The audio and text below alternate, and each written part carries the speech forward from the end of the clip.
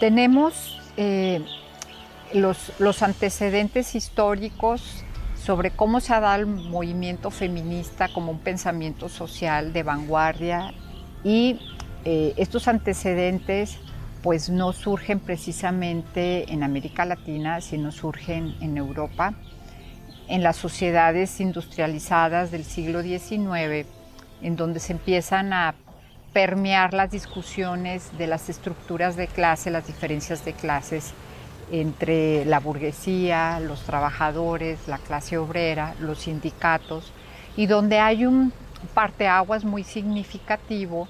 En este parteaguas hay una participación de las mujeres en el mercado laboral con unas prestaciones pues paupérrimas, no había la cuestión social de prestaciones y cuidados de las mujeres en el siglo XIX, en la Europa industrializada, en la Europa recién consolidada, y en donde hay otro elemento muy importante que fue la Revolución Francesa, en donde se empieza a identificar a los individuos como parte de un derecho humano, darle su legitimidad como sujeto y como individuo. Fue a finales del siglo XVIII, como consecuencia de la Revolución Francesa, el surgir de una novedosa constitución, una carta magna para el pueblo francés que trae consigo una pionera declaración de los derechos humanos del hombre y del ciudadano, un documento que sentó los principios de igualdad, fraternidad y libertad. Sin embargo, como sabemos, aún hacía falta recorrer en la historia un largo camino antes de que estos grandes preceptos, herencia del siglo de las luces, pudieran prosperar, sobre todo para el sexo femenino. No prosperó porque el mismo grupo contendiente de la Revolución Francesa, todo el momento de Robespierre y toda la etapa esta que fue muy dura, dejaron fuera en los derechos igualitarios a las mujeres y se posicionaron en los derechos igualitarios universales a los varones. Estamos diciendo a finales del siglo XVIII. Esta duda y esta semilla germinó por toda Europa, señalando por qué no se tenían los mismos derechos igualitarios como los derechos universales de ser ciudadanos reconocidos y ciudadanas reconocidas.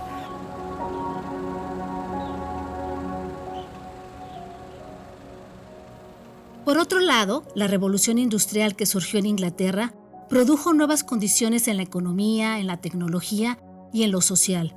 La precariedad en los empleos y las pésimas condiciones laborales en las cuales se encontraba la clase obrera, incluyendo a las mujeres obreras, eran situaciones alarmantes. El sistema que imperaba era un marcado patriarcado, un sistema burgués capitalista que solamente le daba prioridad al género masculino. Las ideas revolucionarias feministas comenzaron a cobrar vida, sustentadas en movimientos artísticos. Las pinturas reflejaban a mujeres que no tenían igualdad de derechos, ni como artistas, ni como literarias, ni en cuestiones económicas, y menos poder tener voz en el ámbito político.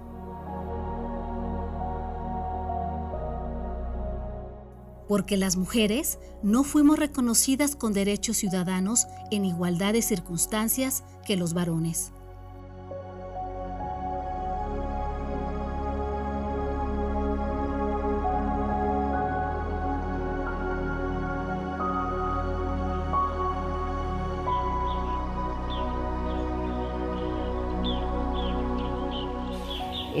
Entonces tenemos todo un proceso histórico pues, que ha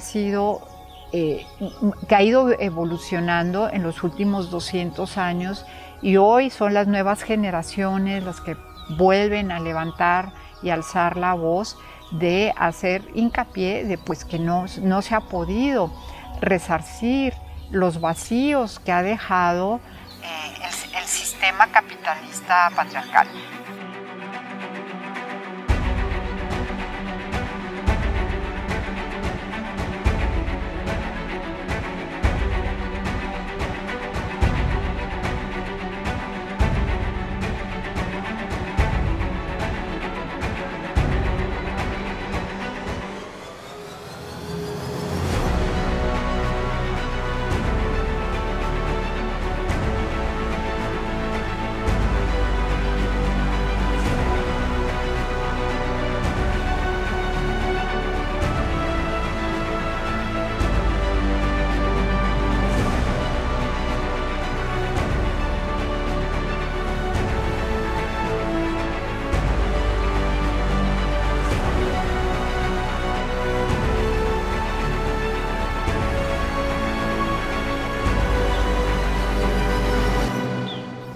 hay muchos movimientos sociales, el movimiento de reconocer los derechos humanos y los derechos de igualdad ciudadana en las mujeres, pues no hemos avanzado. Se ha avanzado muy poco en ese reconocimiento, porque si tú te vas a países del continente africano o a los países de cultura árabe, donde los derechos de las mujeres no son reconocidos, y llevamos 200 años, desde hace 200 años. Lo que se ha avanzado es en la persistencia de seguir luchando por los derechos. Eso es lo que se puede hacer. Hay una constante, porque como no se ha alcanzado, salvo los países industrializados del G7 o del G20, son los que han logrado.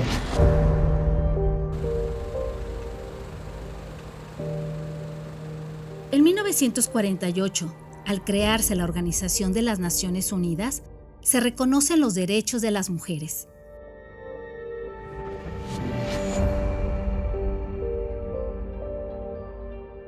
Desde ese tiempo a la fecha, poco se ha avanzado en la agenda.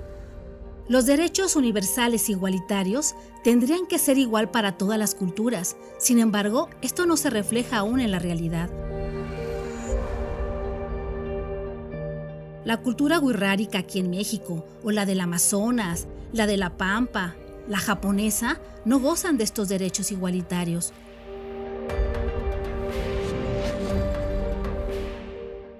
Es innegable que debe existir un piso parejo para todas las mujeres de la humanidad, y no solamente para aquellas que están en los países avanzados, modernos, progresistas o como se le quiera llamar.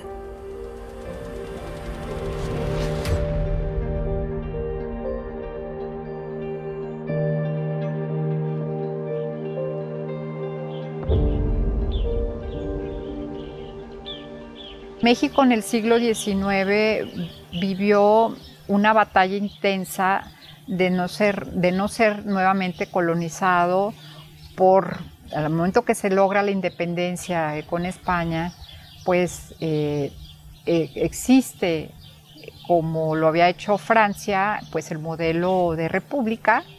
Las Cortes de Cádiz permite el modelo de república y de Estado y de nación, que era el JIDE, que era la moda en ese momento, y sufrimos las amenazas de dos intervenciones muy fuertes. Pues ahí tuvimos un siglo XIX en donde las ideas intelectuales o ideas liberales que se presentaban iban más orientadas hacia un liberalismo económico que a un liberalismo intelectual, de mujeres que pensaran en un movimiento de vanguardia o en un movimiento de derechos ciudadanos de las mujeres, porque la batalla en nuestro continente de las recién reconocidas repúblicas independientes, no ser invadidos, en el caso de México, o si eras invadidos, ¿cómo lo resolvías? Y la otra, la participación de las mujeres al momento de ser educadas, pues no había una gran participación de mujeres que fuesen educadas. Eso pues nos lleva a nosotras pues a retrasar los movimientos también de construcción filosófica, histórica. Sin embargo, pues hay mujeres acompañadoras de sus parejas, de los caudillos, que pudieron liderar y estar sobre todo los movimientos caudillistas.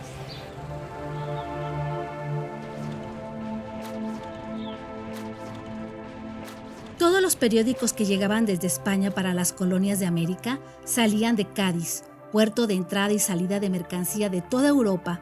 Por eso se dice que los periódicos, pasquines o revistas de pensamiento liberal llegaban de la región ibérica, aunque la mayoría realmente eran producidas en Inglaterra o Suecia.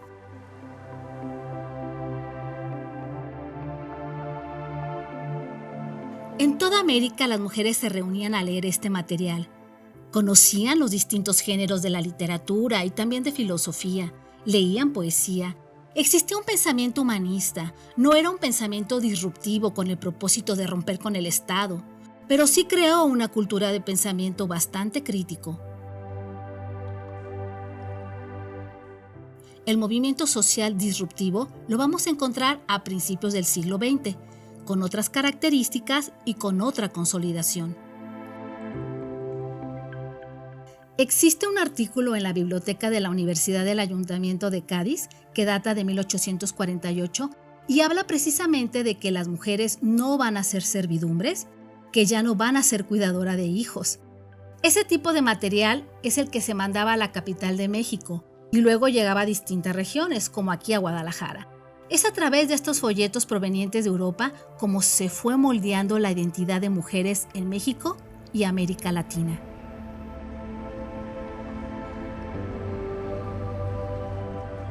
En nuestro país hay un dato muy relevante que nos habla precisamente de la historia de la lucha de las mujeres por la conquista de sus derechos.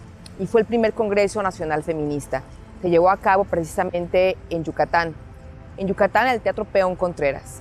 En 1916 se dieron cita cientos de mujeres que llegaron en caballo, en tren, a pie.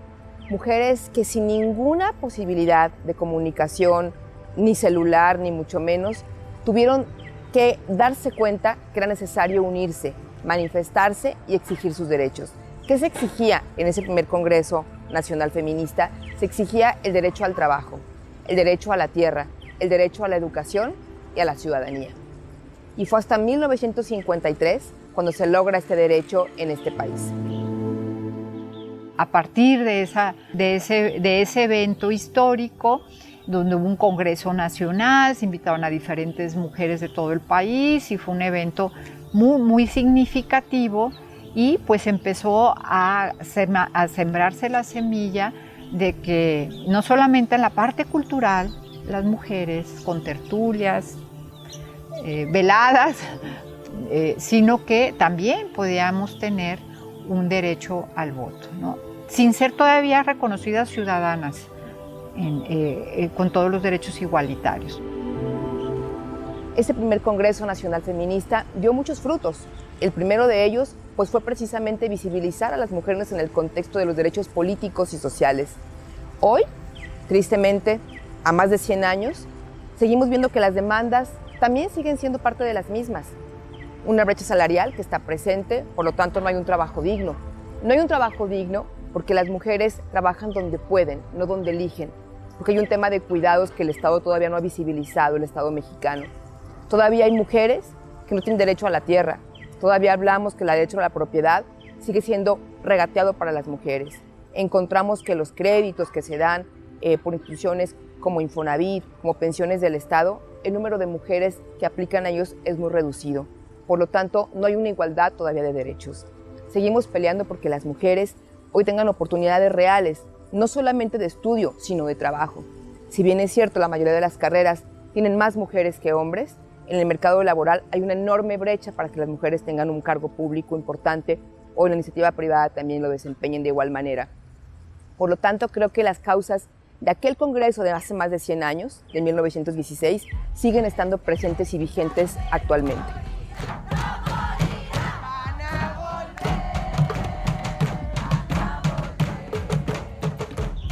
El movimiento sufragistas de las mexicanas pues tienen también ese tinte de un proceso de influencia que se estaba dando en la Europa industrializada, en donde se empieza a pedir y a reconocer los derechos para la participación política. Déjenme platicarles que en México a las mujeres se nos empezó a considerar ciudadanas en el año 1934 con Lázaro Cárdenas, porque antes de eso, independientemente de todos los movimientos que hubo, revoluciones, independencias, las mujeres no se nos consideraba como ciudadanas. También hay que recordar que cuando está el presidente Ruiz Cortines, las mujeres se le manifestaron en un parque para exigirle que tuviéramos el derecho al voto.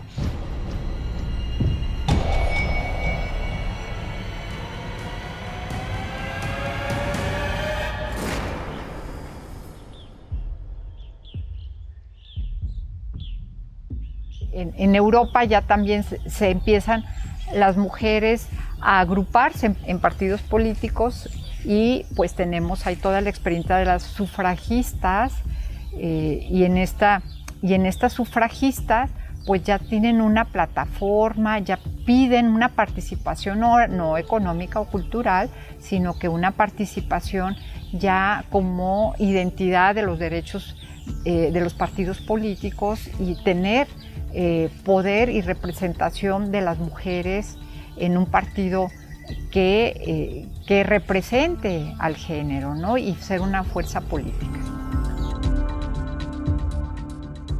Bueno, a lo largo de la historia, para quienes hemos tenido el gusto de participar en lo que se llama la cosa pública o el servicio público, pues sin duda el antecedente del feminismo en el ámbito internacional pues fue una inspiración y una base muy firme para quienes decidimos incursionar en esto. No es fácil, obviamente. Nosotros pensar que en aquella época, cuando surgen las primeras mujeres con ideas revolucionarias, ideas innovadoras, ideas de igualdad de derechos, ideas de cuestiones laborales y sobre todo de que se nos considerara a mujeres y hombres por igual, ¿no? En lo salarial, en lo laboral, en acceso a los derechos como la salud y la educación, pues por supuesto que eso es algo que sigue siendo como la base principal que sustenta y motiva a las mujeres del color que sea. Yo creo que en ese sentido somos sin color, no somos daltónicas como se dice, pero finalmente esto fue avanzando hasta llegar a nuestro país por fortuna. Aquí contamos obviamente con antecedentes también importantísimos, en el sentido de que a lo largo de la historia, aunque lentamente, pero contamos con antecedentes como la primera gobernadora de Colima, Griselda Álvarez, por supuesto, y que decirlo hoy suena fácil, aunque nos regocijemos de mucho orgullo, decir fue la primera gobernadora, ¿no? Y de ahí hubo como un paréntesis, un impasse, hay que decirlo, en los partidos políticos no había esa cultura, no había la comprensión mental, emocional, social, de que las mujeres también podíamos. Entonces seguían siendo los hombres los gobernadores, los hombres los presidentes municipales y obviamente hasta ahorita los hombres los presidentes del país.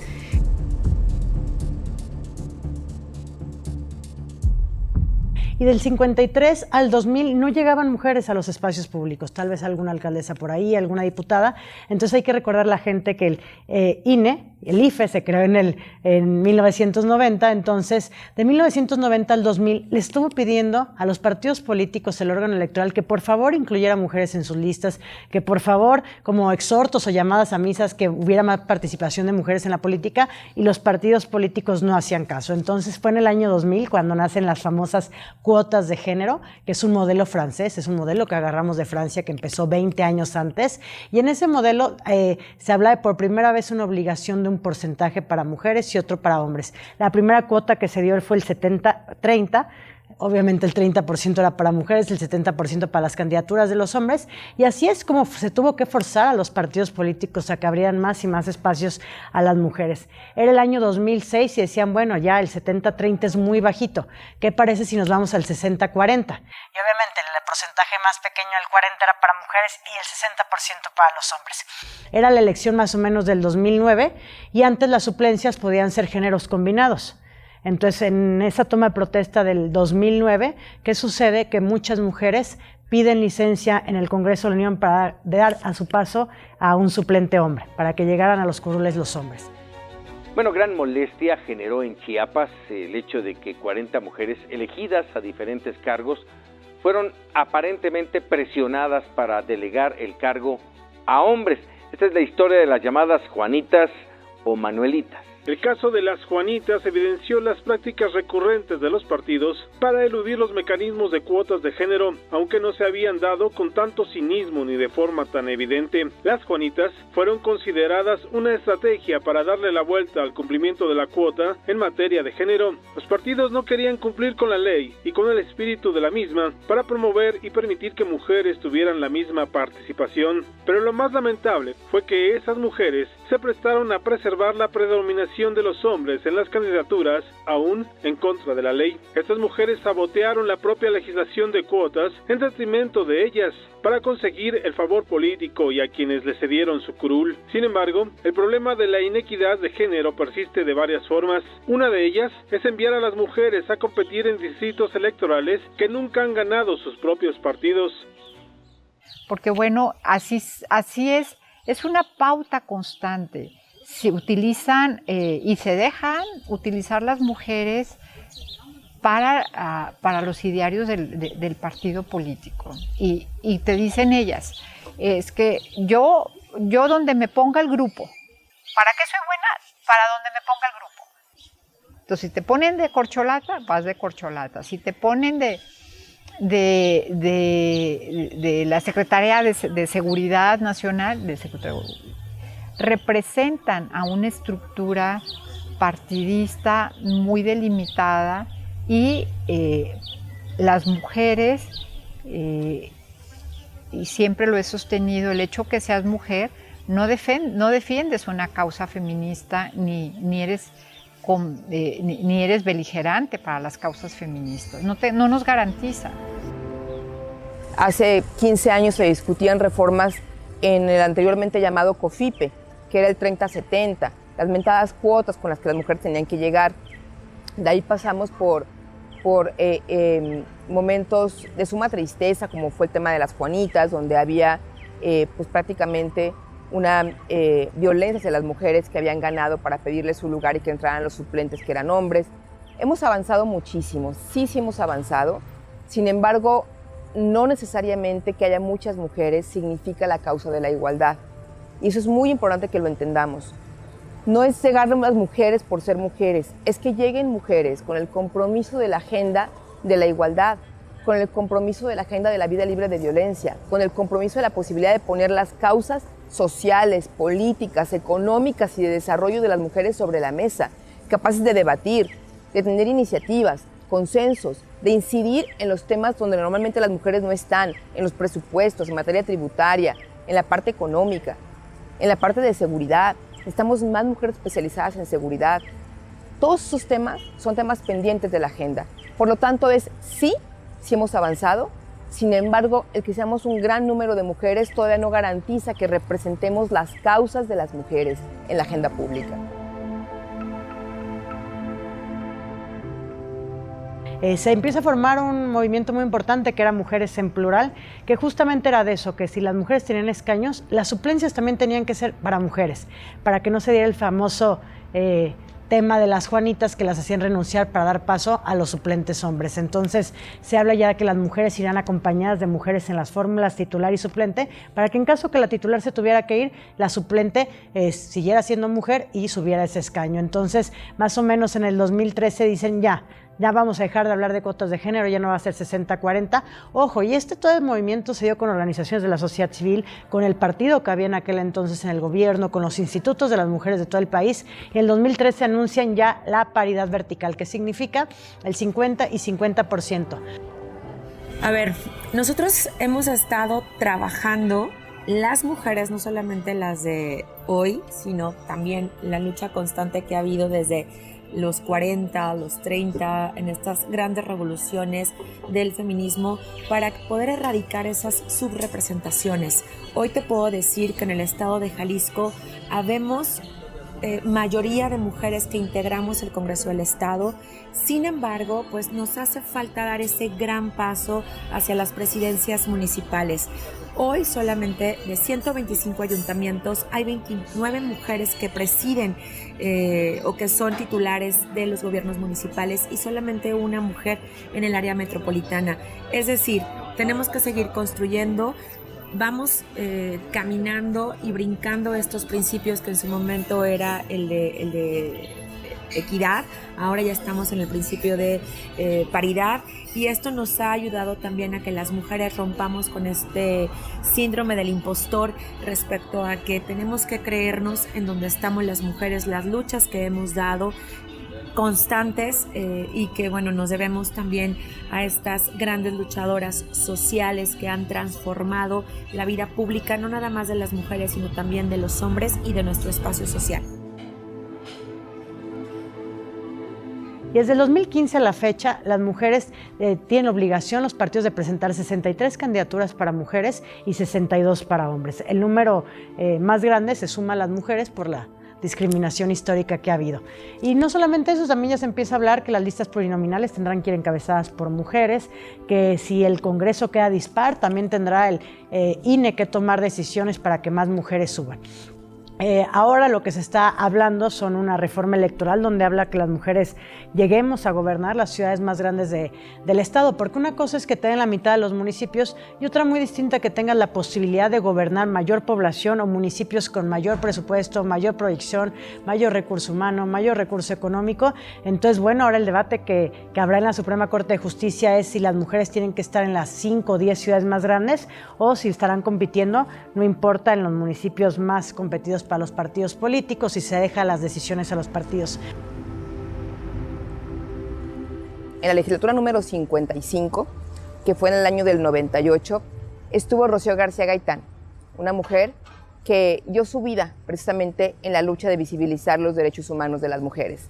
Rocío García Gaitán fue nombrada Personaje del Año por el periódico en aquel entonces Siglo XXI, porque puso sobre la mesa la visibilización de la necesidad de que el Estado atendiera la violencia intrafamiliar, la violencia doméstica, la violencia de género.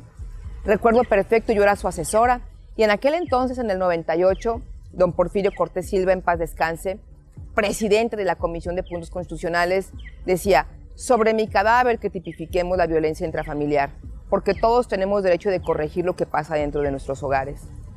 Algo muy relevante porque esos eran principalmente los obstáculos que había para visibilizarlo, es decir, las creencias, las costumbres, la posibilidad de que las mujeres tuvieran voz adentro de los hogares todavía no se visibilizaba. Y entonces ocurrió un movimiento muy importante por Andrea Medina, una chica de 21 años, del ITESO, que logró poner afuera del Congreso una mesa de Coca-Cola, de plástico, y empezar a reunir firmas. Se llamaba Voces Unidas. Logró reunir más de 40,000 firmas. La primera iniciativa popular del país fue aquí en Jalisco. ¿Y sabes para qué fue?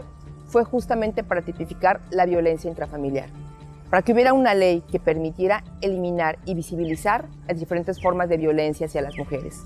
Andrea Medina y un grupo de mujeres y de hombres que se organizaron lograron por primera vez que en Jalisco, con esta iniciativa popular, se pusiera sobre la mesa una conversación pendiente por siglos. ¿Qué iba a pasar cuando una mujer es violentada al interior de los hogares? ¿Cuál era la obligación del Estado de actuar? Y el periódico Siglo XXI en aquel entonces la nombró Personaje del Año porque en una foto muy enigmática están todas las curules y está Rocío sola. Nadie la quería apoyar. Hoy, prácticamente a 25 años de eso, veamos los avances que hay. Recuerdo que cuando se dictaminó esa iniciativa, don Porfirio dijo: vamos a hacer una comisión transitoria de equidad y género en lo que se les pasa esta calentura feminista. Esta calentura feminista nunca se nos pasó. Esta posibilidad de seguir luchando y alzando la voz siguió más fuerte, retumbando más fuerte.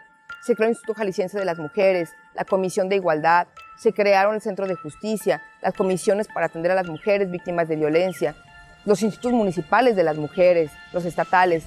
Es un movimiento que ya nadie pudo parar. Y es un movimiento que hoy permite que estemos también más mujeres representadas en el Congreso. Es un movimiento que permite visibilizar las causas desde su origen, que es la desigualdad. Y la desigualdad basada en la función física de un hombre y una mujer, que se traduce en una desigualdad social. Sí, hombres y mujeres somos distintos.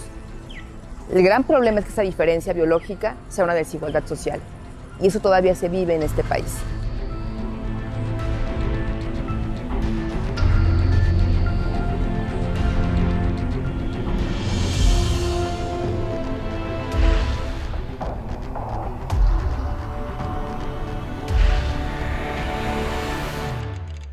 Entonces tuvieron que pasar décadas y décadas para que le sucedieran a México más gobernadoras en sus respectivas entidades federativas, ¿no? Entonces, hoy por hoy, pues obviamente nos sentimos que las mujeres, pero a partir de la lucha que dieron nuestras precursoras y quienes de algún modo hemos estado también en esta vitrina, en esta trinchera, pues que hoy por hoy vemos que efectivamente tenemos una participación más igualitaria, más paritaria, aunque no se refleje en todos los parlamentos del país, aunque no se refleje en todos los ayuntamientos del país, pero sin duda que cuando menos en el diseño, construcción y registro de las planillas de las candidaturas, aparecemos cada vez más mujeres, ¿no? Nosotros también como mujeres tenemos que alzar la voz, tenemos que participar más, tenemos que ir rompiendo con esquemas sociales, patriarcales que se han dado durante muchísimos años. El hecho de que la mujer hoy en día sea mucho más visible en el espacio público, insisto, ha sido por esta lucha constante que han dado muchísimas mujeres y que inclusive dieron hasta su muerte. Solamente por referir, hace aproximadamente 63 años, el Congreso del Estado de Jalisco tuvo su primera diputada local. Hagamos un paréntesis. Hace 63 años, no debió ser nada fácil para una mujer llegar hasta los espacios públicos de la política. Aplaudo la valentía y tenacidad de mujeres como ella, quienes nos fueron abriendo el camino en esta lucha por la igualdad, aunque he de reconocer que me intriga saber cómo era la vida que llevó esta mujer, a qué problemas se enfrentó, cómo se pudo abrir paso a espacios tan altos en un mundo de hombres.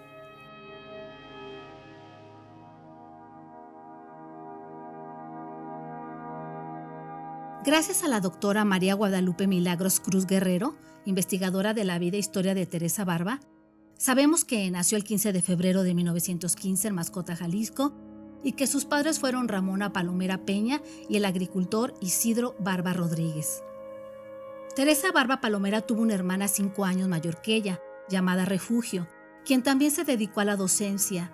A pesar de que la familia Barba Palomera tuvo hijos varones, estos no sobrevivieron a la infancia. Solo un hermano, Alfonso Barba, quien vivió hasta los 32 años y murió en 1950. A los 4 años, Teresa Barba quedó huérfana de padre y se desconoce si la familia se mudó inmediatamente a Guadalajara o si se desplazaron a otro municipio antes de que las hermanas Barba realizaran sus estudios en la Escuela Normal de Jalisco. Por la edad que tendrían ambas, es posible que para 1930 ya vivieran en la capital del estado. Hay pocas noticias sobre la vida de la familia Barba Palomera. Se tiene conocimiento de que en 1943 Teresa ya era directora en Puerto Vallarta de un plantel llamado 15 de Mayo. Ahí también dio clase su hermana Refugio. Por los obituarios se sabe que Refugio murió en 2001, a los 91 años. La señora Ramona, la madre, en 1992, a los 102 años. Y Teresa moriría en 1996, a los 81 años. Las tres murieron en Guadalajara. Se menciona lo anterior porque conocer su lugar de origen, dónde estudió, dónde trabajó y murió, no fueron siempre el mismo lugar, y eso invita a pensar que por su oficio y estado civil, las mujeres Barba Palomera tenían la autonomía para movilizarse de una ciudad a otra, en donde sus servicios fueran requeridos. Maestra y regidora. A través del diario local El Informador, se rastreó parte de la actividad magisterial y política de esta maestra mascotense. De acuerdo con una nota a propósito de su muerte, se menciona que Teresa Barba gestionó con apoyo de Agustín Yáñez la donación de unos terrenos para construir planteles educativos en Puerto Vallarta. Esos terrenos fueron donados por un filántropo nayarita, de nombre Agustín Flores. Es posible que eso haya ocurrido a finales de los años 30 o inicios de los años 40, porque en 1943 se inauguró la escuela 15 de Mayo, antes mencionada. Ella fue la directora del plantel y ahora esa primaria lleva su nombre. En 1948, Teresa fue secretaria de Acción Femenil del Comité del Sindicato Nacional de Trabajadores de la Enseñanza, en la sección 39. La relación de Barba Palomera con Agustín Yáñez nos arroja luz para entender por qué y cómo se conectó con la clase política. Lo que aún no se sabe son las relaciones personales y o de afinidad que ella mantuvo en Puerto Vallarta para hacer esa bisagra en las negociaciones de los terrenos. Eso puede ser clave para entender el desarrollo de su carrera política. En 1953, cuando Agustín Yáñez llega a la gubernatura, Ella es elegida regidora en la Comisión de Educación de Puerto Vallarta y también fungió como presidenta de la Junta Municipal de Alfabetización. Fue parte de las jornadas cívicas en Puerto Vallarta, en Cihuatlán, El Tuito y Tomatlán. En 1956, por su labor en el ámbito educativo, recibió la insignia López Mateos por su orientación pedagógica. En 1958 fue electa diputada local por el 12º Distrito Electoral en la 42 legislatura del Estado y hacia 1959, en su calidad de diputada, fue la primera presidenta del Congreso Estatal y legisló en favor de la educación. Justo ese año respondió el último informe del gobierno entregado por el gobernador Agustín Yáñez. Ella fue la primera mujer en hacerlo y pasarían 25 años para que otra diputada, Dolores Guzmán Cervantes, respondiera al informe de un gobernador. Yo fui la tercera mujer. La primera fue Teresa Barba Palomera, que fue la primera diputada. La segunda fue María Dolores Guzmán Cervantes, que todo el mundo le decimos Lolita Guzmán. La tercera fui yo. No sé si después cuántas mujeres más hayan contestado informes, pero ya no se contestan así. Nuestra primera diputada local fue en el 59, Teresa Barba. Ella fue presidenta del Congreso del Estado, la primera mujer en el Congreso del Estado. 63 años después, ahora en el 2023, solamente el Congreso de Jalisco ha tenido 31 mujeres presidentas. ¿Qué quiere decir esto? Que Mireille Montes también es pieza fundamental para que en este gran compromiso que tenemos todas y todos en el espacio público, las mujeres participen de manera más decidida, que las mujeres lleguen a esos espacios de decisión, porque no es solamente llegar a una curul, es estar en los espacios de decisión, en la Junta de Coordinación Política, en las comisiones, en las presidencias de las mesas directivas. Yo tuve el gran honor de ser presidenta de la mesa directiva del Congreso del Estado. Por actuar con los pies en la tierra, con apertura, con determinación y con las ganas de que este Congreso no solamente fuera la legislatura de la paridad, sino que tuviera rostro de mujer y que llevara el legado de quienes estuvieron detrás y soñaran con la brecha que se abre para quienes vienen más adelante. A la par de su carrera política, Barba Palomera combinó otros cargos. En 1962 fue inspectora de la 15ª zona escolar, que comprendía los municipios de Puerto Vallarta, Villa Purificación, Cihuatlán, La Huerta, Tomatlán y Cabo Corrientes. En esas poblaciones gestionó la dotación de 35 planteles. En Puerto Vallarta fundó uno de los primeros kinder y en Cihuatlán una secundaria. A lo largo de su activa carrera, fundó 57 escuelas. Muchas de ellas llevan su nombre. De acuerdo con una nota publicada en el diario El Informador, Teresa Barba contribuyó al establecimiento de la Dirección de Mejoramiento Profesional del Magisterio, facilitando la obtención del título a profesores que no lo tenían. Fue dirigente de la sección 47 de la Confederación Nacional de Trabajadores del Estado, formó la Casa del Maestro en Puerto Vallarta, fue directora del Centro Nocturno de Alfabetización para Mujeres y personalmente atendió un grupo de 40 de ellas. Su último cargo antes de jubilarse fue como supervisora técnica de la Zona 3 de Guadalajara. La biografía política de Barba Palomera sugiere reflexionar en cómo se adhirió al ámbito político en razón de su género y de su profesión. Ella fue designada en puestos clave dentro de la política que le permitieron ejercer diversos cargos en los que gestionó mejores salarios para los trabajadores de la educación, programas de alfabetización para niños, jóvenes y mujeres y el establecimiento de escuelas de diversos niveles. Fue parte de la política sindical educativa antes de que el voto femenino fuera una realidad.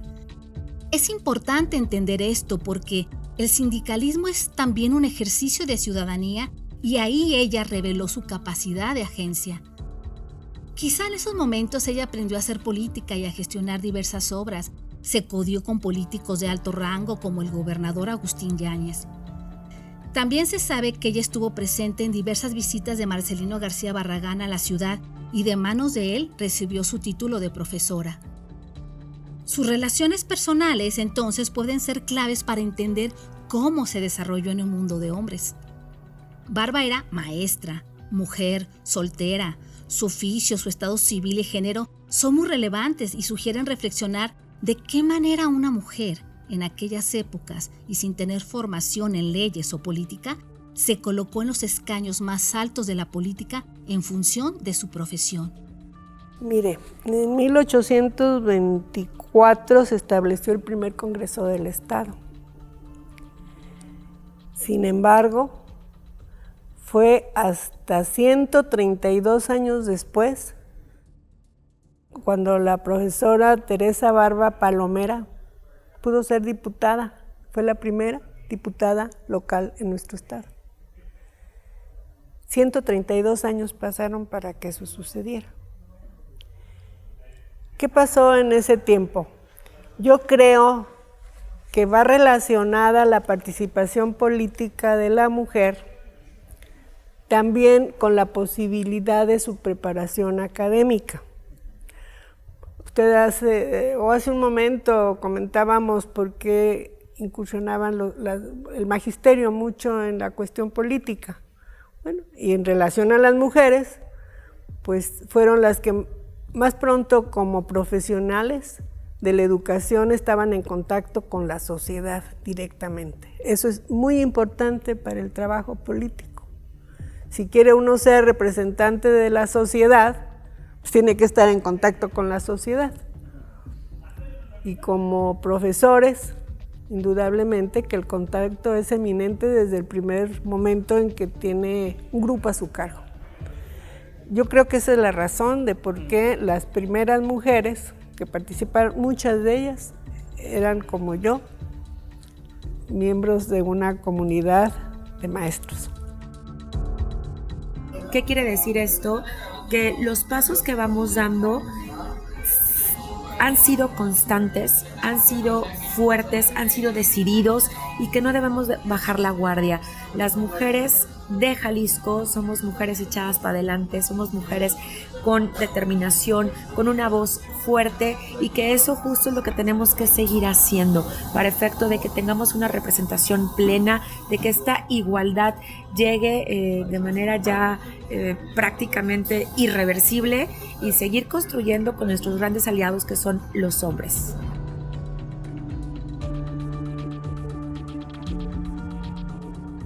La grandeza de esta mujer me resulta inspiradora. Teresa Barba Palomera. Me pregunto, ¿cómo será la vida de las actuales mujeres en el poder? ¿Se estarán enfrentando a las mismas barreras?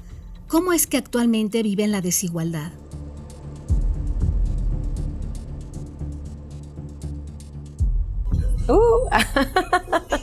Sobre mí, soy tapatía, nací hace casi 41 años.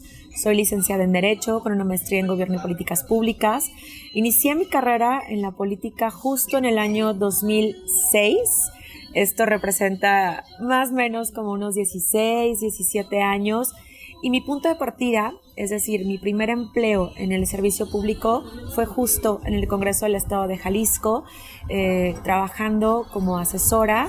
Ingresé literal sin saber absolutamente nada del poder legislativo, salvo lo que yo veía en las clases, y es ahí donde empecé a formarme en mi carrera legislativa, donde empecé a formarme en el espacio público y donde también inicié mi militancia en el Partido Acción Nacional. Tuve la oportunidad primero de trabajar aquí en el Congreso del Estado, después en el Gobierno del Estado, el Instituto Jalisciense de las Mujeres, me tocó crearlo y acompañarlo 6 años. Y de ahí nos fuimos al Instituto Nacional de las Mujeres, en el gobierno del presidente Felipe Calderón. Estuvimos por allá 6 años. Nos hicimos cargo de toda la política nacional. Promovimos precisamente la publicación de la ley para eliminar la violencia contra las mujeres en 2007. Y la gran reforma que tiene que ver con la paridad se originó precisamente en la Convención de Quito. Una convención donde estuvimos presentes todos los países y México fue quien propuso el tema de la paridad. Ahí empezó, y eso fue en 2008. Y en esa convención internacional se pactó que todos los países trabajarían arduamente precisamente por la paridad. Es el primer antecedente que tiene este país en temas de paridad y hoy es una realidad. Hablando de la propia historia de tu servidora, cuando yo empecé nada más había 2 gobernadoras en México. Yo tenía 21 años, la ley te decía que para ser diputado o diputada se requería tener los 21 años cumplidos. A mí me tocó competir en un distrito muy difícil en Guadalajara que no se ganaba en 18 años. Y me acuerdo perfectamente que cuando llegué al Congreso del Estado, los más jóvenes tenían 30 y tantos, que claro que los 30 y tantos se sigue siendo muy joven, pero no había gente de 20 y tantos o de 21 en los congresos. Entonces yo me acuerdo que hasta en los temas periodísticos siempre decían, llega un estudiante a ser diputada, llega la diputada más joven de 21 años. Y sobre todo, mucho de las notas que se decían era, va a la mitad de la carrera. Cuando yo tenía compañeros o compañeras que ni siquiera tenían una carrera universitaria. A mí me tocó ya al Congreso una legislatura donde éramos 8 mujeres de 40 diputados, en aquel entonces había 40, no llegábamos ni a un 20%. Y ¿qué era lo que a mí me tocaba enfrentar? El tema de es muy joven y es mujer, porque repito, los más jóvenes tenían 30 y tantos, nunca 20 y tantos. Ahora viendo la historia me encanta porque vemos que hay un montón de diputados de menores de 30 años, diputados, diputadas, y que en los congresos ya hay hasta más mujeres. Pues mi trayectoria política se inició en 1978 aproximadamente. Estaba yo a cargo de la dirección de la Escuela Normal de Jalisco, ya hoy benemérita y centenaria. Yo terminé a los 16 años la escuela normal. Y entonces, pues ya como profesora, me llamaron para hacerme cargo en elecciones por invitación de las autoridades electorales de ese tiempo, a que participara como presidenta de casilla o como secretario. Pero al mismo tiempo en mi familia había personas que les gustaba participar en política. Me invitaron a incluirme en ese tiempo, todavía no estaba ni siquiera el sector juvenil, pero yo, como ya era profesora, inicié mi actividad de esa manera. Pues por la cultura mexicana de que la mujer fue encasillada a las labores del hogar, de la familia, de los hijos, que no es nada deshonroso, no es nada que vergonzoso, sino por el contrario, se trata de estar al pendiente, de conducir, de dirigir, de, por supuesto, llevar a buen puerto también la principal célula de la sociedad. Pero no se nos veía capacidad más allá. Yo recuerdo mucho una frase de Amparo Ochoa que dice, mujer, si te crecen las ideas, crecerán de ti las habladurías, que si eres mala madre, que si eres mala esposa, que si no sabes, que si andas allá, acá, acullá, no lo digo coloquialmente. Y es verdad, en el momento en que tú empiezas a decir, aquí estoy, quiero hacer esto, es pertinente, es probable, es obviamente sustentable, te voltean a ver diciendo, ¿cómo? ¿Piensas? No, es que eso déjamelo para mí. Y en el seno familiar, por supuesto, implicaba no solamente ya estar atendiendo una carga horaria de trabajo, que yo he trabajado toda mi vida. O sea, pero no era lo mismo un horario de 8 a 3, de 9 a 5, etcétera, a que además de trabajar era salir y no saber cuándo volvías a casa, de que llevabas a los hijos a la escuela, de que ya no los recogías tú, de que ya no estabas para hacer las tareas, de que luego te salían con una mala nota, de que luego ya no ibas a una reunión a la escuela, de que luego ya te reclamaba el director o la profesora.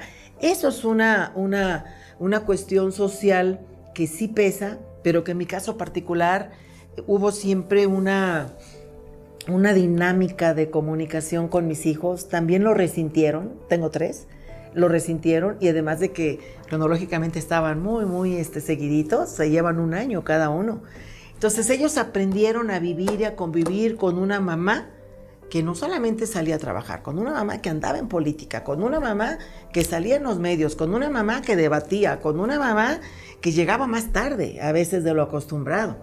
Pero siempre tuve la confianza en ellos, en mis 3 hijos varones, y aprendieron a ello hoy por hoy, y dicen, sin que tú nos hubieras reeducado en ese sentido, tal vez nuestra mentalidad fuera otra. Hoy por hoy, gracias a tu trabajo, reconocemos la igualdad de las mujeres y los hombres con una convicción que a lo mejor un máster un doctorado no nos hubiera permitido fortalecer como lo tenemos, lo cual pues bueno, yo agradezco. Y pues bueno, finalmente también diferencias y apretones con el marido en su tiempo. ¿Me explico? Sí.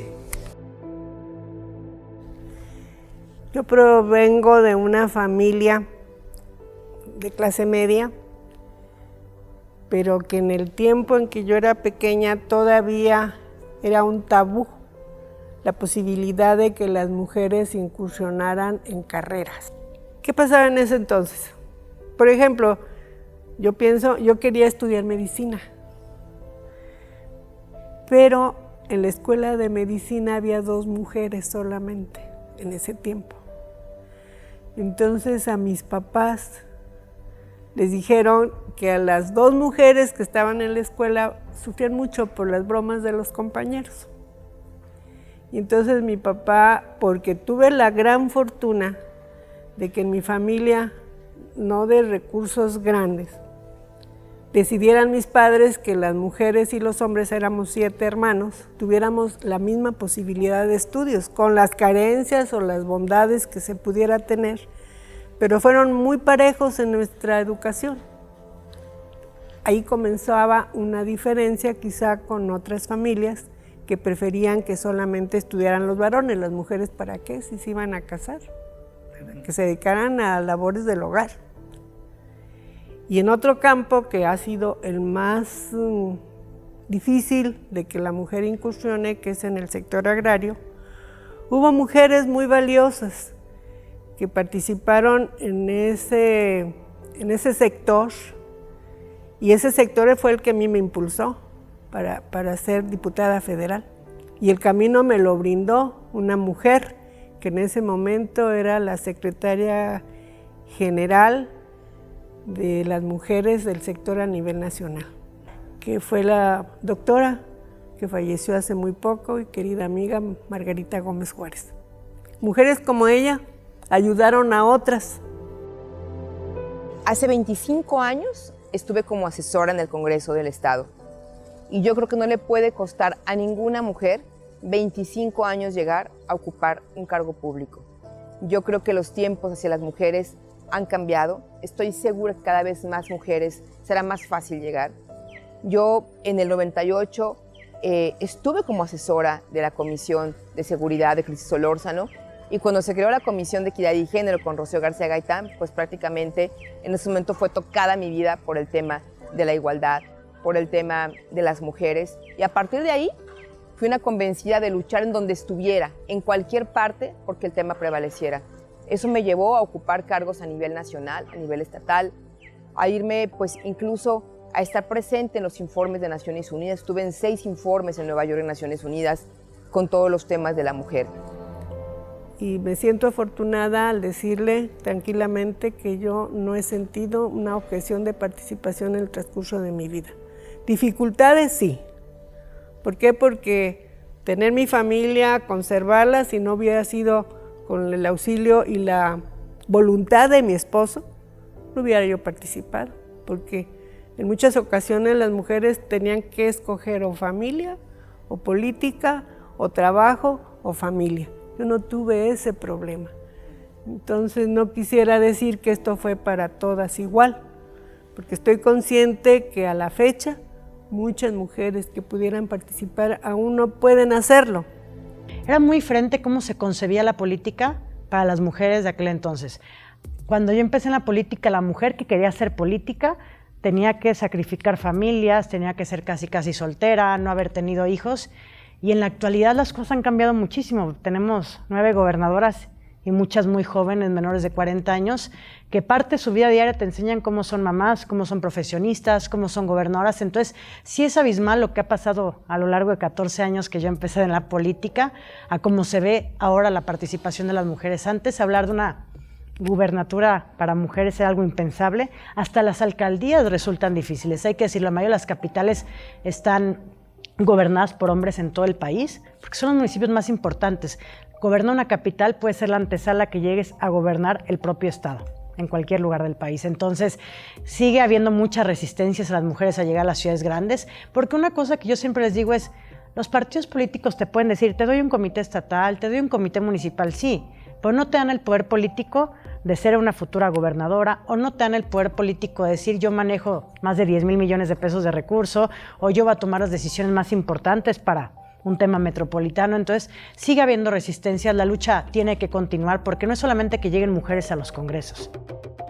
Me acuerdo que en una conferencia de una mujer muy valiosa que trabajaba en relaciones exteriores, la licenciada Patricia Galeana, en una conferencia que dio, dijo que la meta era que se lograra la paridad de género.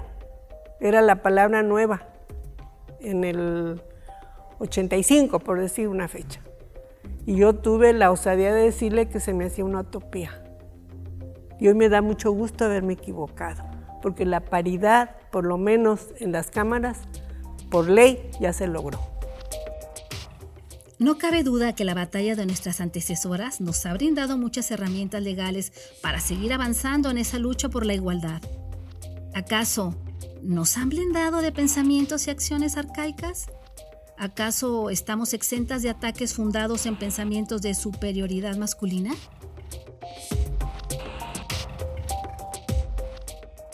Fue incipientemente en el Congreso.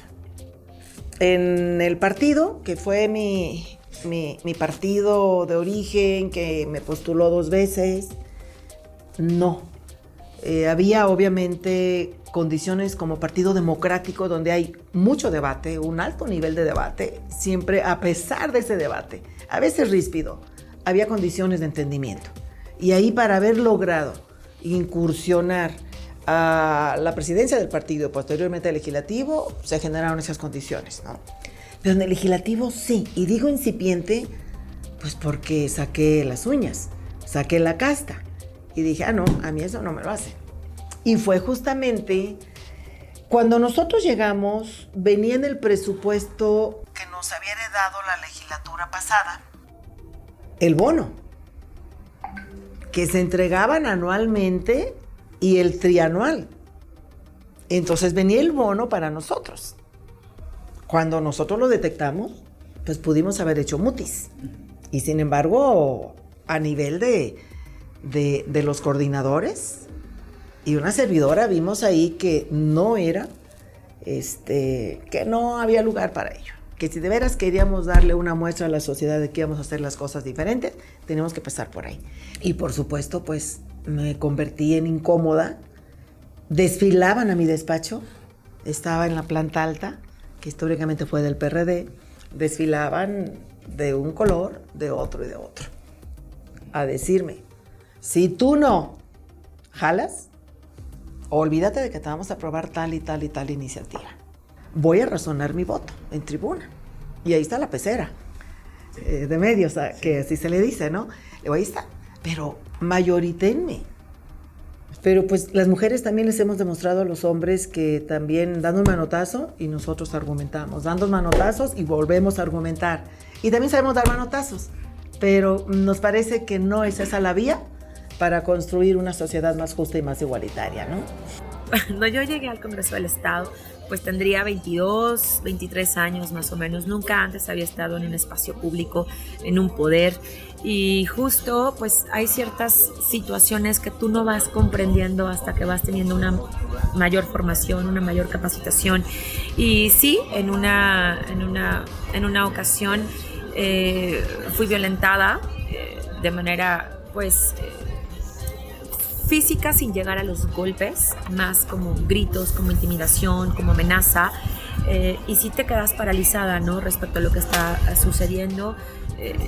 Tuve la fortuna de que en ese momento había una persona que pudo interceder, que puso un alto también, que se enfrentó a esta persona, y que después, en el recorrido de estos años en la política, pues me di cuenta, ¿no? Que había sido yo violentada en ese momento y que son áreas de oportunidad así lo quiero ver yo, para efecto de también ir forjando mi carácter, también para ser muy determinante, poner alto, decir no, y también que mi voz sea escuchada, porque la voz de las mujeres en política es una voz fuerte. Las mujeres en política también tenemos que decir cuando no queremos X o Y situación, y también, por supuesto, no debemos permitir nunca el que ninguna mujer sea violentada, ni en el espacio público, ni en el sector empresarial, ni en la academia, ni en los medios de comunicación, y tampoco en la sociedad.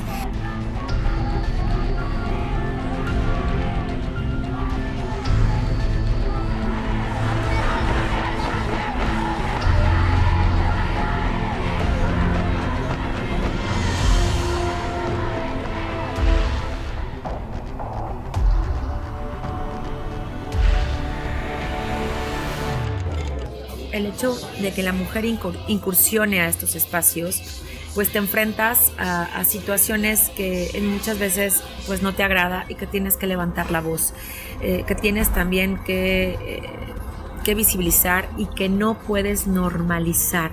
Eso es lo más importante. A mí me tocó enfrentarme mucho a comentarios de, ay, me encanta trabajar con mujeres. Sí, pues las tenían en un tema de, me encanta trabajar con mujeres, ella es mi secretaria o es mi asistente, pero nunca en los espacios más altos. Y la misma discriminación que se vivía en lo público, se vivía en lo privado. Las mujeres también tenían un tope de hasta dónde podían llegar en lo más alto en una empresa. Por ejemplo, lo más alto que llegaban, según las estadísticas, era a jefe de recursos humanos, que las mujeres manejen personal, ¿no? Y ahorita vemos que también cada día más mujeres hay al frente de las empresas, hay acciones afirmativas de que si tú eres dueño de tu empresa y contratas mujeres te van a dar incentivos fiscales. Entonces decir, sí, hay que abrir más y más oportunidades a las mujeres, pero también con perspectiva de género. Porque algo ahorita me da mucho gusto que el Congreso del Estado inauguró su lactario, pero las mujeres nada más se te va sumando más trabajo, ¿no? Es la casa, es los hijos, es tu vida profesional, pero al mismo tiempo también tiene que haber un tema, por ejemplo, de guarderías de tiempo completo, porque también las reuniones que te ponían de partido siempre son 8 o 9 de la noche, y las mujeres sí tienes que hacer una vida organizacional de cómo lo haces con una familia para poder cumplir con tus temas, porque también había muchos comentarios de, no, está embarazada, que no sea candidata, no, se acaba de casar, no, tiene bebés chiquitos, entonces siempre era un pero, ¿no? O es cercana a este líder político. Y a las mujeres también se nos ha juzgado mucho por un tema hasta de aspecto físico. No, se viste bien, no, está muy guapa, no, parece Barbie. Cuando a los hombres nunca fue así. Los hombres, por el hecho de ser hombres, parecía que ya tenían todas las credenciales, y a las mujeres, por ejemplo, siempre decían, ay, no, ella es súper histérica, que viene de histeria de matriz. Entonces, este es un tema de discriminación, ella es histérica, pero si un hombre lo ves con carácter y debatir en una tribuna del Congreso, decían, ay, no, este hombre tiene un gran temperamento, este tiene carácter. Entonces, ¿cómo se nos juzga a las mujeres? Yo siempre les digo, siendo mujer en la política, te exigen lo doble y te perdonan la mitad que un hombre. Tuve una anécdota cuando yo estaba de presidenta de la mesa directiva. Me invitaron a la toma de protesta del nuevo presidente de la Cámara de la Construcción, CIMIC, si no mal recuerdo, y su consejo. El escenario majestuoso, imagínense, 4 o 5 de la tarde, en un mes de marzo, cayendo pues la puesta del sol en el Hospicio Cabañas. Divino el escenario. Estaba en Presidium, fui la única mujer en el Presidium, y eso me llevó a pensar el que estamos en el 2023 y que hace falta todavía más espacios donde las mujeres estemos presentes, donde la lucha continúa, donde las mujeres no nos podemos quedar en nuestra zona de confort. Las mujeres ya fuimos conquistando espacios gracias al trabajo invaluable de quienes nos antecedieron, pero ahora nuestros retos son distintos, nuestros compromisos deben de estar mucho más fuertes, y compartirlos, que nunca se nos olvide de dónde venimos, que nunca se nos olviden las causas por las cuales trabajamos, indistintamente de las trincheras en las que nos encontremos. Hagamos equipo, generemos puentes, generemos esta construcción de diálogo con otros sectores, porque solamente así es donde las mujeres, los hombres y nuestras infancias podemos estar en paz, en seguridad y con una sociedad mucho más incluyente y mucho más feliz. Cada vez estoy más convencida de que una acción que hagamos tanto las mujeres como los hombres en pro de la igualdad, por más insignificante que ésta parezca, nos acerca más a nuestra meta, a nuestro anhelo. Sí, como un efecto mariposa. La misma presencia de la mujer en su preparación académica o científica o artística ha dado una pausa de cambio en todos estos años. A medida que la mujer tuvo ya la oportunidad de prepararse académicamente o científicamente, la apertura se ha dado. Se ha dado porque además vivimos en un país donde una constitución de los Estados Unidos mexicanos nos da la igualdad desde hace muchísimos años. Sin embargo, no se logra, yo les digo que al 100%, porque quedan atavismos que tienen que seguirse modificando. Pero para mí es un gusto haber vivido hasta este tiempo donde me doy cuenta que los derechos de las mujeres, pero ante todo su responsabilidad, su preparación, han demostrado que son seres humanos simplemente, igual que el varón. Cuando participé en el Congreso Federal, pues tuve fueron 3 cosas que me llenaron los recuerdos y el agradecimiento, porque pues eso no se da para todos. Fue el haber sido vicepresidenta durante un mes de la Cámara, y en ese periodo de ese mes estuve a cargo como presidenta, porque se retiraba en ocasiones el presidente de la mesa directiva, que era el diputado Everardo Gamis Fernández. Se retiraba por alguna comisión de su cargo, precisamente como presidente, y yo tuve la oportunidad de presidir la Cámara de Diputados. Entonces para mí es algo inolvidable en esa oportunidad. Miren, el hecho de platicar sobre mi abuela fue, la verdad, una noticia muy agradable y de mucho orgullo que para mí representa, porque hace pocos años tuve conocimiento de que mi abuela paterna había sido regidora ni nada más ni nada menos que del Ayuntamiento de Guadalajara en el gobierno de Aviña Batis. Hace más de 55 años. Ella estuvo en el periodo del 65 y del 67. De hecho, miren, me traje su anillo. Este es el anillo que ella le dieron cuando fue regidora. Fue la única mujer que estuvo en el Cabildo. Fue una mujer que presidió la Comisión de Presupuesto, la Comisión de Vivienda, y que yo conocí pues muy pequeña. Tengo grandes recuerdos de ella. Sin embargo, ella falleció cuando yo estaba en segundo de primaria. No tuve mucho tiempo de platicar con ella, y menos. Imagínense si yo la tuviera aquí sentada, todo lo que yo le podría preguntar a mi abuela. Y justo hubo una anécdota, y ahorita te contesto tu pregunta. Don José García Ortiz fue regidor del PRI, sindicalista, cuando yo laboré en el ayuntamiento, en la administración de Alfonso Petersen. Y una vez platicando en las bancas de ahí del ayuntamiento, justo me dijo: oye, ¿tú eres nieta de Carmen Lozano? Doña Carmen Lozano, recuerdo perfecto. Le dije sí. Y wow, no tienen idea de lo que sentí, lo que mi corazón explotó. Ese orgullo de saber que hablaban tan bien de ella, y un hombre, porque, a ver, hay que ponerlo en este contexto. Estamos hablando de hace más de 50 años. Seguramente, pues mi abuela fue un poco complicado el que estuviera en este espacio, el que integrara una planilla, pero tengo que decirles un secreto. Mi abuela era de un carácter. No. O sea, si me dicen que yo tengo carácter fuerte, mi abuela era mi abuela. Y creo que también eso le ayudó a irse forjando. Mi abuela quedó viuda con 3 hijos. El más pequeño, mi padre, de una edad temprana, de unos 4 o 5 años. Entonces imagínense también lo que en esa época implicó para una mujer viuda con 3 hijos salir adelante. Creo que su historia de vida pues está más que clavada en mi persona, y también pues en mi padre, en mis hermanos, en mis primos. Las cuestiones de porcentajes para tener un impuesto equivalente mínimo para poder meter. No, pues ojalá que luego ya con eso. Cuando se empieza la discusión de la representatividad, pues tiene que ver con otro factor elemental que para tener o lograr la democracia, la incidencia de la democracia, pues vamos a reconocer que participe más las mujeres.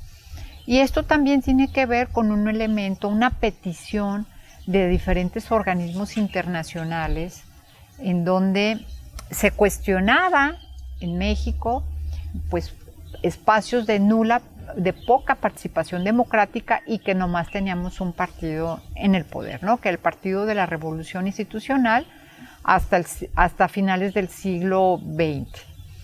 Y cuando llega la alternancia en el 2000, el nuevo siglo, empieza la discusión, hay nuevo partido, hay democracia, entonces pues que participen más las mujeres. Empieza la discusión de si le damos un voto de representatividad del 20, 30, el 50, y del 2000 al 2016, cuando ya se acepta, en 16 años duramos para que que la representación fuera paritaria en los espacios del poder legislativo de todo el país, o sea, que fuera piso parejo, 50 y 50, ¿no? Esa subrepresentación del 2003 no había esa representación. 2006 o 2009, 2011 o 12. ¿Por qué? Porque apenas estaba en el gobierno de la alternancia de Vicente Fox, era un tema que le habían pedido desde los organismos internacionales para ir impulsando la democracia. Le pidieron dos cosas: participación de las organizaciones civiles y la participación de las mujeres, ¿no? en las estructuras del poder político. Y eso se empiezan a calentar los motores en el gobierno el que lanza la pelota, el primer saque es Vicente Fox, lo continúa Felipe Calderón. Felipe Calderón le echó toda la carne al asador a las organizaciones civiles de mujeres, y quien consolida ya lo de la representatividad paritaria en México pues es Enrique Peña Nieto, y quien odia todo esto de la paridad y de las organizaciones civiles pues es el actual presidente, porque venía de este proceso de alternancia, ¿no? Entonces se entiende que pues hay sus fobias y pues se entiende. Y así es como llegamos hasta el 2016 y no se garantiza en la elección del 16, no se garantiza todavía la paridad. Se logra en la del 19 y se empieza pues a buscar esos espacios de representación, donde nosotros como desde la academia, desde la investigación sabemos que no se iban a elegir a las mejores candidatas, porque es un proceso de acompañamiento y de acoplar, de elegir las mejores candidatas que puedan tener proyectos e ideas propias. Entonces, estamos ahorita en un proceso de transición, sí de paridad, sí de representación de las mujeres 50 y 50, pero no de las mejores candidatas. No son las mejores candidatas, pero sí se garantizó la representación de las mujeres. Pero esta no me garantiza a mí que estén con una agenda de género, una agenda feminista. Nuestro sistema social está muy arraigado en estas actividades donde la mujer de manera determinante solamente realizaba actividades en casa, cuidaba a los hijos, pocas veces trabajaba, pero ahora con estos roles, con estos nuevos cambios donde la mujer también se ha independizado, no solamente en la parte social, sino también en la parte económica, en la parte laboral, en la parte profesional, necesitamos trabajar en equipo, necesitamos ir rompiendo estas barreras que durante muchísimos años tuvimos y que todavía tenemos ahí. Hay porcentajes todavía muy clavados que no nos permiten el que podamos tener un desarrollo pleno en la parte profesional y en la parte laboral. Se ha estado trabajando desde diferentes espacios de los órdenes de gobierno, por ejemplo, para tener una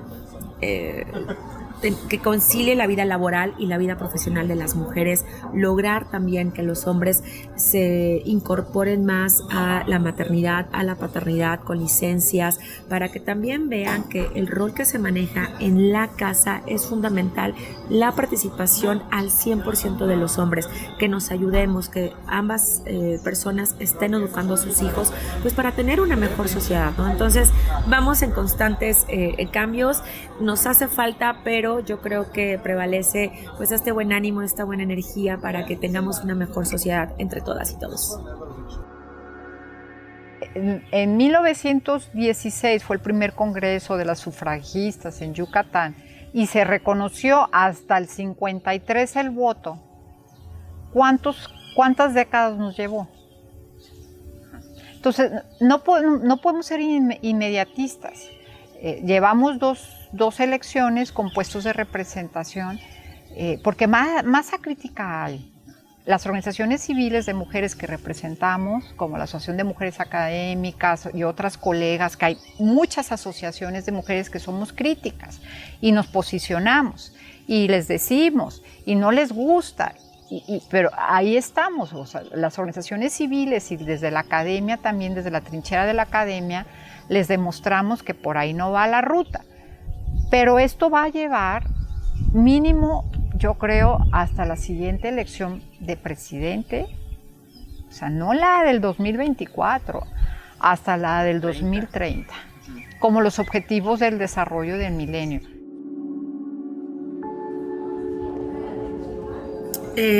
La masa crítica implica para mí este conjunto de personas que se van poniendo de acuerdo poco a poco, que van levantando la voz poco a poco para ir generando estos cambios. Y ojo, puede haber cambios chiquititos, pero no hay que minimizarlos. Por el hecho de que cada persona ponga o sume un granito de arena, implica un cambio social de una magnitud enorme.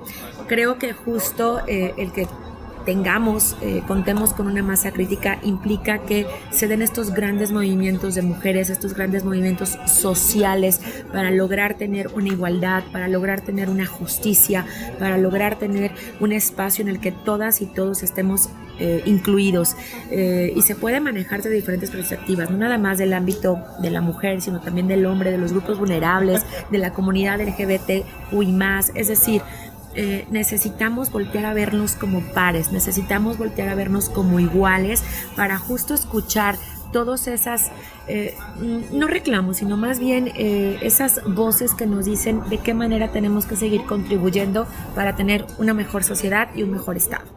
Es un paso más en la construcción de una sociedad más igualitaria. Representa nuestro granito de arena para continuar con la lucha por la igualdad de mujeres y hombres. Estamos ahorita, como yo lo veo, como una cuestión de prueba y error. Y no lo veo mal, porque es un proceso que se va a sumar, que ese sí, a ver, cómo lo hizo tal diputada, cómo lo van a resolver, y esos aprendizajes, pues en 4 o 5 legislaturas, pues ya se va a tener un acumulativo de conocimiento. Entonces les dieron ahora, va a llevar un proceso, y no es porque falte masa crítica. Lo que sí sucede es que los partidos también es una estructura muy antigua, muy antigua. El PAN, el MC es el de los nuevecitos, la Cuarta T, son instituciones que validan al Estado y validan un Estado patriarcal. Entonces, tú puedes decir, voy a modificar, les doy la representación, pero si la estructura de los partidos no se han modernizado, no les dan la participación, entonces eligen mujeres que los representen de acuerdo a los estatutos y al statu quo del partido. Se tendría que modificar los estatutos desde las raíces de los partidos políticos, que haya mujeres representativas, que hay una, porque luego realiza la unidad de género, sí, como un chipote ahí, pero no está dentro de la estructura de la masa crítica de los partidos donde se les dé la representación y la participación de las mujeres, ¿sí? Como algo de pares, algo igualitario. Entonces, mientras los partidos políticos, y cualquier partido, de ningún color ni sabor, se salva. Es partes, sostienen el poder político y el poder económico, social y cultural actualmente de este país. Cada partido a la candidata que invitan ya la tiene muy estudiada para cumplir un papel. Y si inclusive hace uno el perfil de cómo visten, de cómo están, todas son rubitas, o sea, hay un perfil de MC, hay un perfil las de Morena, hay un perfil de las del PRI. Y hacen ahí estereotipos de acuerdo ad hoc al partido que representan. Tú ve a las del PRI. Antes, yo me divierto mucho con la investigación. Cuando veía las del PRD y cuando veía las del PRI, digo, bueno, hay un código de vestimenta distinto.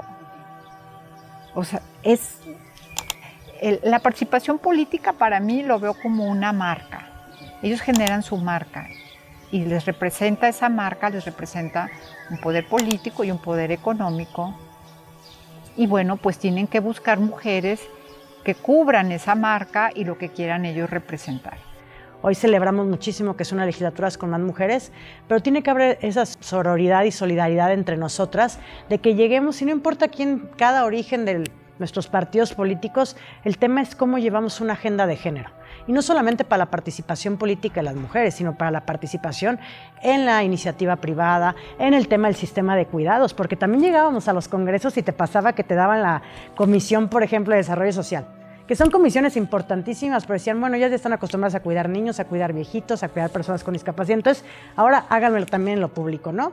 Cuando las mujeres también anhelábamos estar en comisiones de importancia como Hacienda, donde manejaba los presupuestos, o comisiones como puntos constitucionales, estudios legislativos, donde eran las comisiones pues más fregonas y querías estar a cargo de esas comisiones, pero llegabas a los congresos y te daban comisiones que tenían mucho que ver con el sistema de cuidado de las personas. Y ahora lo vemos cuando se dieron las reformas en materia electoral, todo lo que decían compañeros del Congreso, decían, ay, ¿para qué quieren que les toquen las ciudades grandes si nada más ganaron una de las 10? Pues claro, porque desde antes se planificó dónde iban a estar las mujeres para que no fueran municipios ganables para ese partido que las estaba postulando. Entonces, creo que nos falta mucho avanzar como sociedad, todos nos estamos aprendiendo, todos estamos reeducándonos, pero sí ha sido una gran lucha, ha habido siempre obstáculos porque se aprueba una ley, pero se trata mucho de cómo hacer para que esa ley le podamos dar la vuelta a la ley para, bueno, que sí lleguen a los municipios, pero a los menos importantes, que sí lleguen a los espacios, pero que las decisiones, por ejemplo, en los partidos, pues las decisiones siguen siendo de los hombres. Puede haber mujeres presidiendo un partido, pero al final son 5 o 6 hombres que deciden a nivel nacional, son 5 o 6 hombres que deciden a nivel local, entonces, bueno, al final no es solamente que tengas un espacio, sino que tengas autonomía política, que tengas la valentía de decir, bueno, el partido no quiere esto, pero esta es una lucha de género y prefiero irme con la conciencia tranquila, haber sido valiente. Ahora con la participación de las mujeres en el 50, como hay más espacios, el criterio que sigue permeando es qué quiere el Ejecutivo, qué comisiones quiere el Ejecutivo.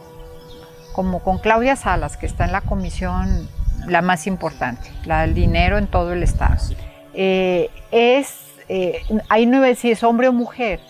Hemos tenido en otras legislaturas mujeres que han representado el grupo de la Universidad de Guadalajara en esa comisión y que representaba los intereses del grupo universidad y del Ejecutivo. En ese momento era el PRI el que estaba gobernando, ¿sí? Ahora sucede lo mismo. Eligen a una diputada de mujer que responde a los intereses del Ejecutivo. Es ahí, los dineros es hombre o mujer o quimera o lo que sea, que cuide los dineros del Ejecutivo. Entonces puede ser hombre o mujer, no es por una cuota o que se haya ganado un espacio desde la tensión y la confrontación de las cuestiones de género. Estoy segura que este Congreso no solo tiene autonomía, sino también la posibilidad de generar acuerdos por nosotros mismos como grupos parlamentarios. Hay mucho respeto entre los grupos parlamentarios, yo eso lo respiro y lo veo en mi Comisión de Hacienda. Yo tengo ahí prácticamente en la Comisión de Hacienda todos los grupos parlamentarios y te puedo decir que desde ahí, desde la Comisión, construimos acuerdos importantísimos todo el tiempo, donde el Ejecutivo nada tiene que ver. Yo sí creo que cada vez hay más independencia de los poderes legislativos y eso se logra con la representación, con la posibilidad de tener más fuerzas democráticas adentro, más fuerzas institucionales, y eso finalmente es representación.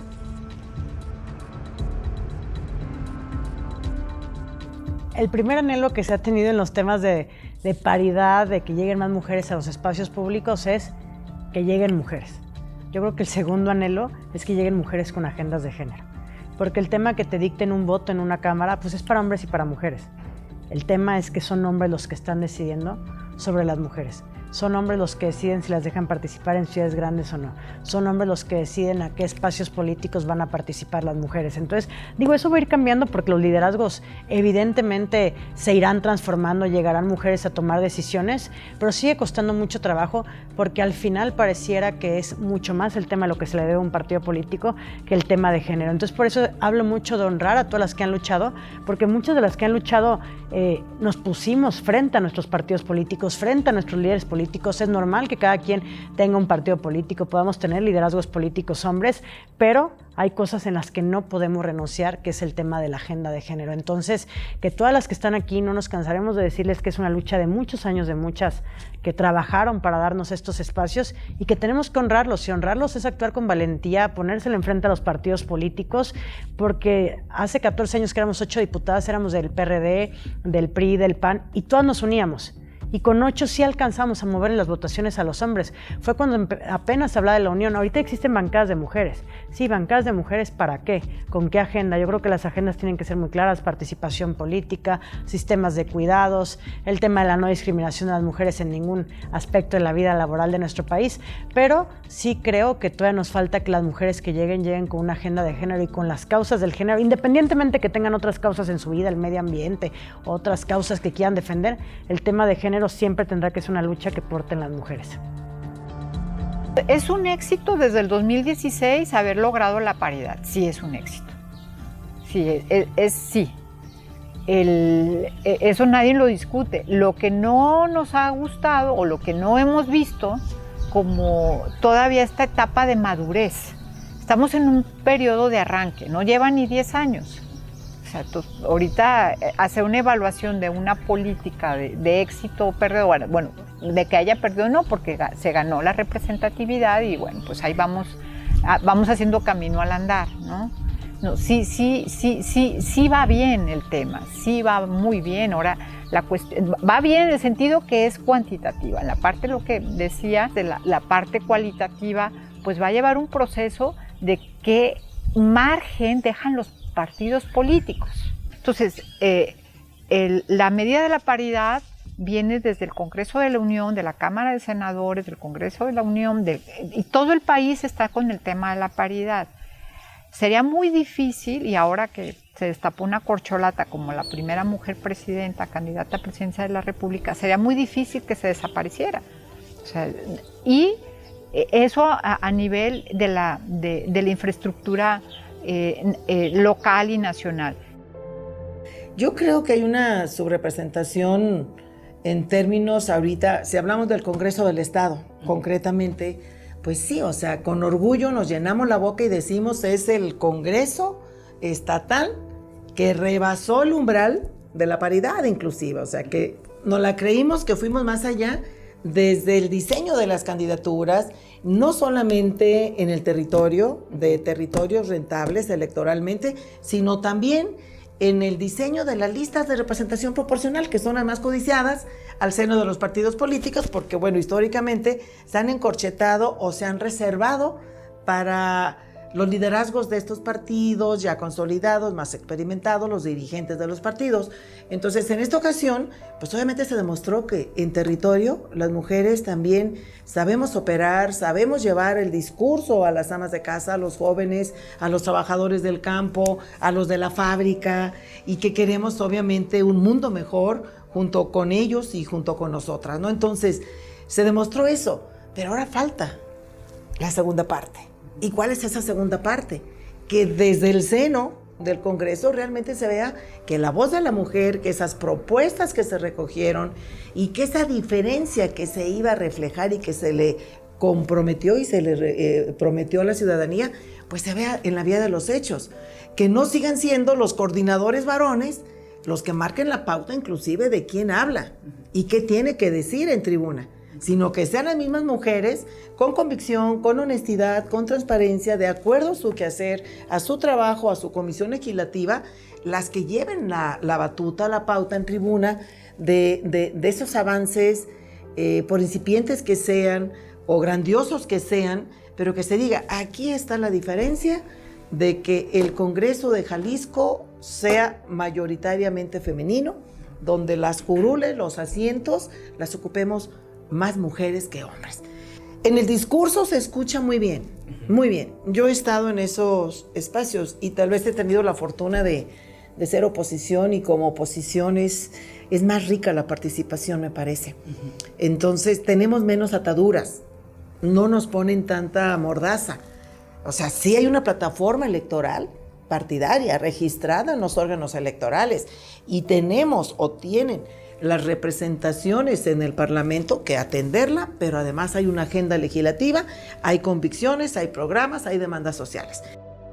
Sin duda alguna, el que estemos 24 mujeres diputadas y que presidamos comisiones que anteriormente siempre habían sido presididas por hombres es un gran paso.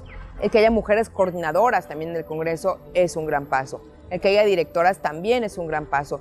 Creo que estamos avanzando en que las mujeres tengan poder en el poder. Sí, por supuesto que sí. ¿Qué hace falta? Insisto, agendas comunes. Hace falta también que podamos construir alianzas donde, más allá de los partidos políticos, los temas sean los que nos unan. Eso también creo que hace falta y que yo pondría el dedo ahí. Y la otra, el reconocimiento entre nosotras. Creo que esa generosidad tendría que estar presente en todo momento. Esa posibilidad que se ha tenido de que la mujer, el hecho de que la anterior presidenta de la mesa directiva, presidenta de esta Cámara, también era mujer, pues ese era un fenómeno que no se daba antes. Yo fui presidenta de Cámara, pero creo que fui la única presidenta de Cámara en mi legislatura, y fue por un mes. Y en otras ocasiones pasaban la legislatura sin que hubiera esa posibilidad. No solamente es el hecho de que sea la mayoría de mujeres, sino que su participación se refleja también en las mesas directivas.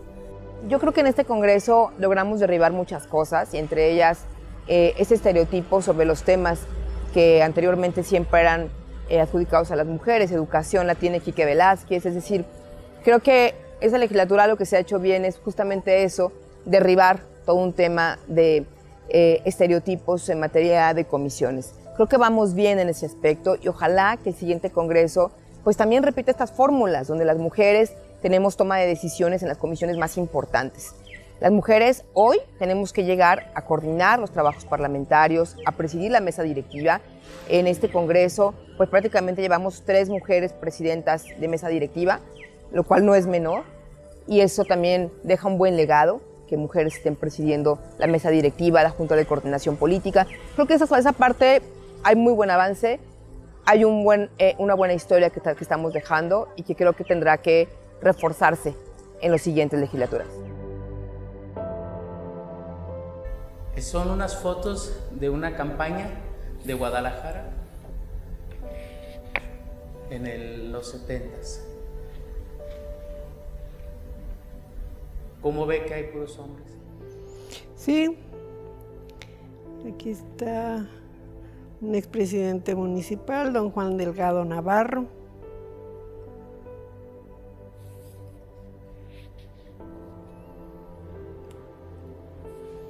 Sí, la figura principal de estas fotografías es don Juan Delgado Navarro. No aparece ninguna mujer, ¿verdad? No, en el 70.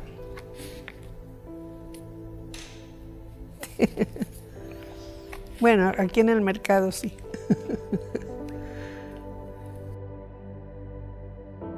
Entonces éramos 400. De esos 400, les decía hace un momento, era un 14% de mujeres. De quienes participamos, yo me acuerdo, la mayoría eran mujeres solteras, o divorciadas, o viudas. Y creo que éramos 3 nada más, con una familia que vivía en buena relación en ese momento con su familia y con su esposo y sus hijos. Entonces desde ahí, y ser el 14%, pues nos da lo mismo que vimos en las fotos, ¿verdad?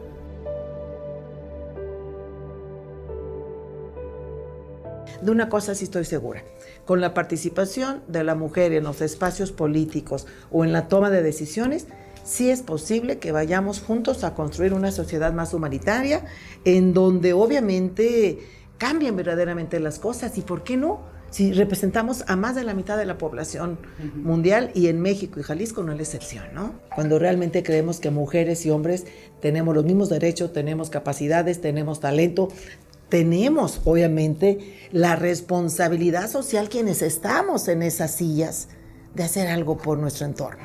Ya si lo hacemos cuando menos en el entorno inmediato donde estamos, ya estamos del otro lado.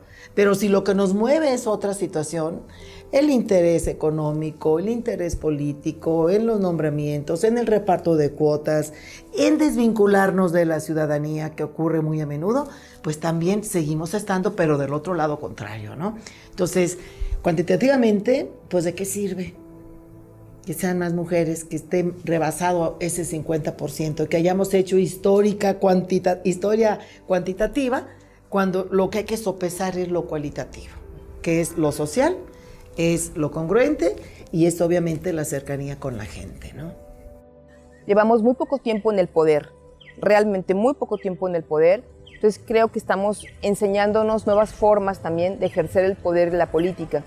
Yo creo profundamente que la política es más humana cuando entran más mujeres.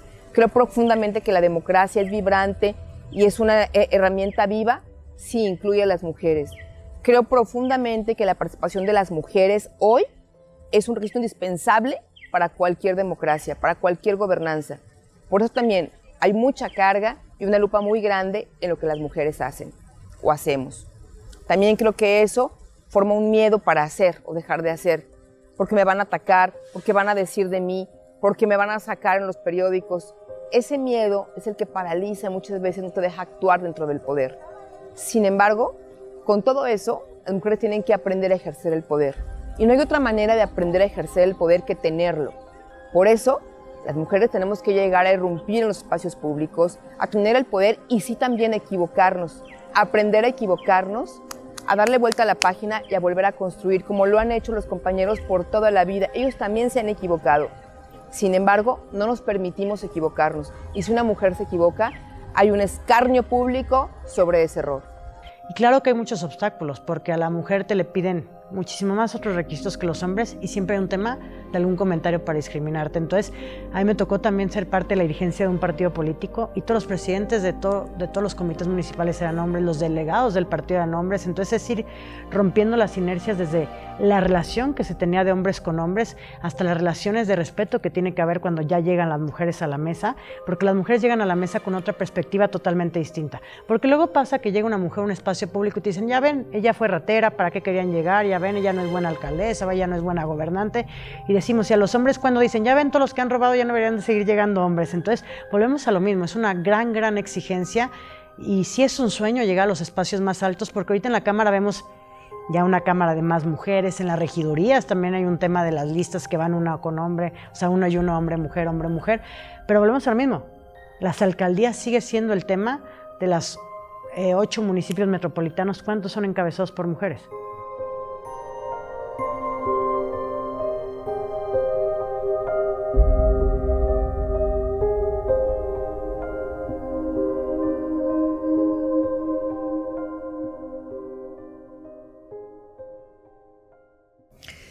Bueno, primero que se atrevan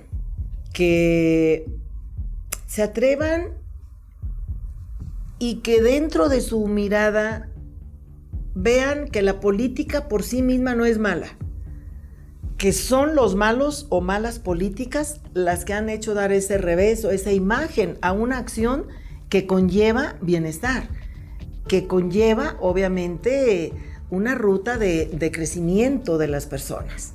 Que se atrevan, que se animen, que sí es posible, que se preparen, que no solamente se animen, que se animen desde su entorno, la escuela, el trabajo y en los partidos.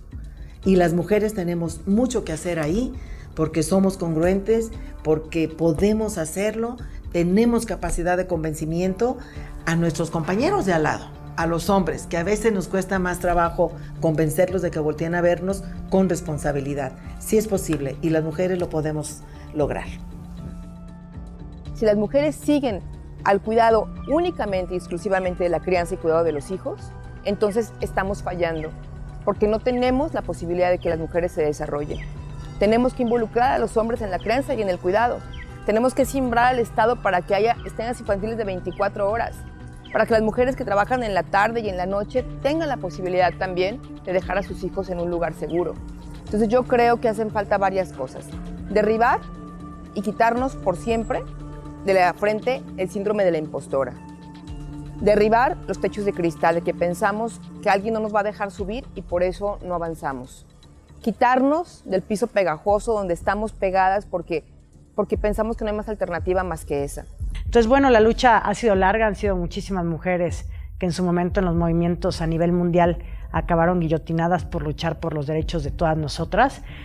Hay que decirlo que estas generaciones la hemos tenido, sí en la lucha, pero mucho más fácil que otras. Y a mí se me haría increíble que las mujeres que ahorita lleguen, ya para ellas sea muy normal ver alcaldesas mujeres, ver gobernadoras mujeres. Por ejemplo, yo me acuerdo que hace 14 años la pregunta que me hacían todos los medios era: oye, Mariana, ¿cuándo crees que México tenga una presidenta de la República? No, pues se ve bien alejado. Sí había candidatas, pero de partidos que era quinta o sexta fuerza que definitivamente no podían llegar. Y ahorita la verdad es que me da muchísima emoción porque pareciera que México, pase lo que pase, puede que tenga una presidenta mujer. Y eso hace 14 años era algo impensable. Entonces, la lucha ha valido la pena. La lucha no termina porque la lucha por las mujeres no va a terminar hasta que no haya una igualdad en oportunidades en los espacios más altos, hasta que se nos haga normal ver gobernadoras, que se nos haga normal ver alcaldesas. Las mujeres también somos personas políticas, las mujeres también tenemos claro que tenemos que cambiar nuestro entorno de acuerdo a las exigencias que estamos viviendo en el día a día.